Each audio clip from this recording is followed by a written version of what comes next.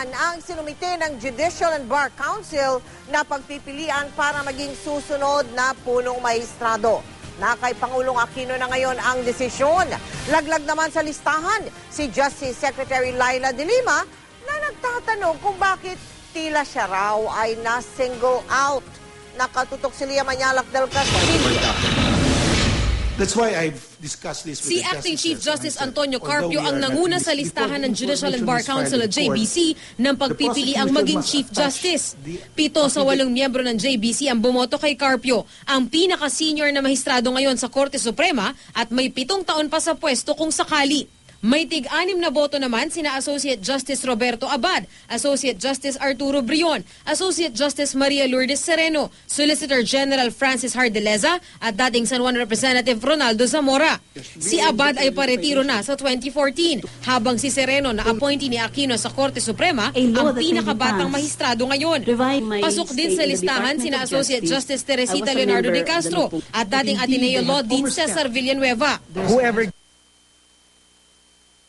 And it turned out that 8 names got 5 votes, at least 5 votes.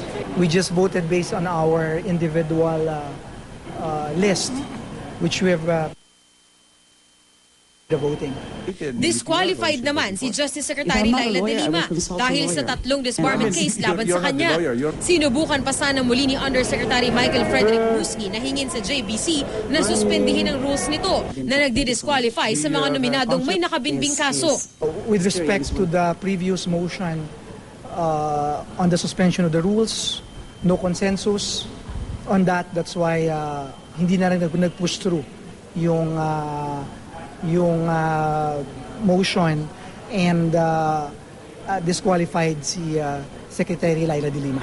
I honestly don't know how to react. Ano lang is, why was I singled out for disqualification? Why was I singled out? Bukod kay De Lima, may disbarment complaint din laban kay Hardeleza, pero pumasok siya sa shortlist dahil walang prima facie finding ang kaso laban sa kanya.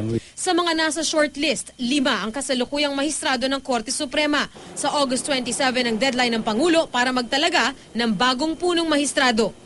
Ngayong nailabas na ang shortlist ng mga nominado para sa Chief Justice post, nasa kamay na ni Pangulong Aquino ang bola kung sino sa mga pangalang ito ang itatalaga niya bilang susunod na Chief Justice. Lia Manyalak del Castillo, Nakatuto, 24 Oras.